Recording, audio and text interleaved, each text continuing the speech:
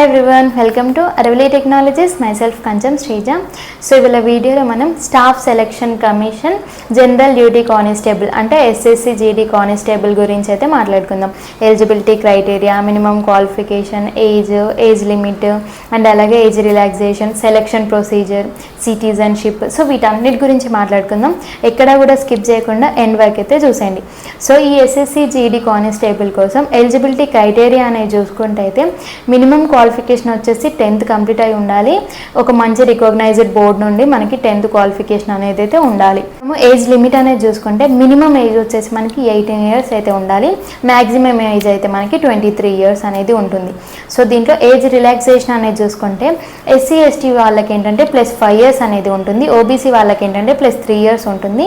మనకి ex service పర్సన్స్కి ఏంటంటే +3 years అయితే ఉంటుంది. సిటిజన్షిప్ అనేది చూసుకుంటే ఎవరైతే అప్లికెంట్ ఉంటారో మస్ట్ బి ఇండియన్ సిటిజన్ అయితే ఉండాలి.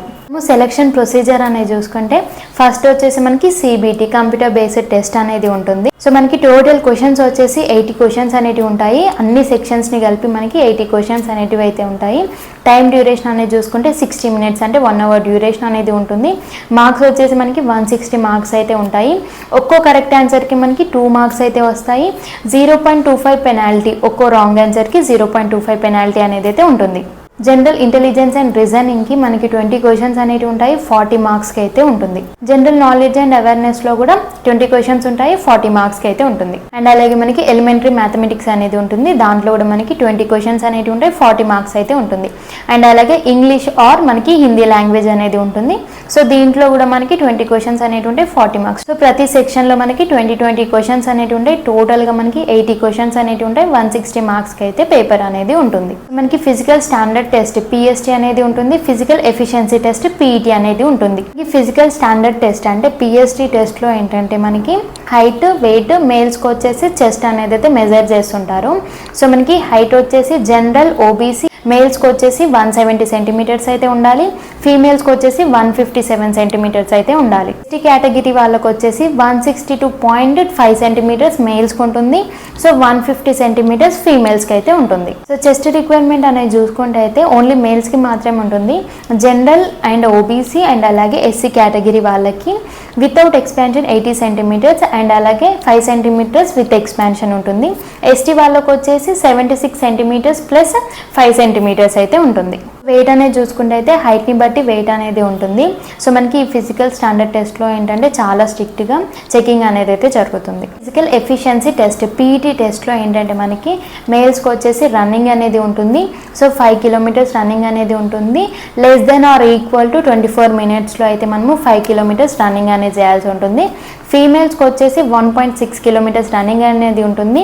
Less than or equal to 8.5 minutes అనేది అయితే ఉంటుంది. సో మనకి PST and PET qualifying score అనేది ఉంటుంది కదా. ఈ స్కోర్ని అయితే మనకి ఫైనల్ మెరిట్లో అయితే యాడ్ చేయరు. బట్ మనం ఏంటంటే PST అండ్ PET అనేది డెఫినెట్గా క్వాలిఫై అయితే అవ్వాల్సి ఉంటుంది. సో మనము ఈ PET అండ్ PST క్వాలిఫై అవుతేనే మనకి డాక్యుమెంట్ వెరిఫికేషన్ అండ్ అలాగే మెడికల్ ఎగ్జామినేషన్ అనేది అయితే జరుగుతుంది. ఇఫ్ మీరు ఫిజికల్ స్టాండర్డ్ టెస్ట్ PST టెస్ట్లో ఫెయిల్ అవుతే మీకు ఒక్క ఛాన్స్ అనేది ఉంటుంది రీమెజర్మెంట్ చేయడానికి. బట్ అదే రోజు మెజర్మెంట్ అనేది అయితే చేస్తుంటారు. సో మనకి PETలో అయితే ఎలాంటి రీటెస్ట్ అనేది అయితే ఉండదు.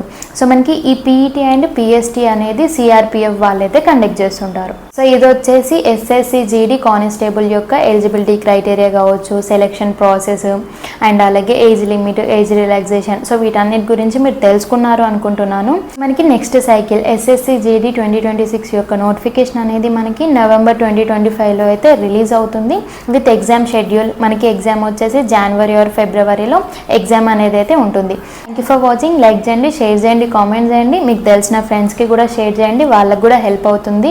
ఇఫ్ మీకు ఇంకేమైనా సబ్జెక్ట్స్ గురించి ఇన్ డీటెయిల్గా వీడియో కావాలి అనుకుంటే కామెంట్ బాక్స్లో అయితే కామెంట్ చేయండి.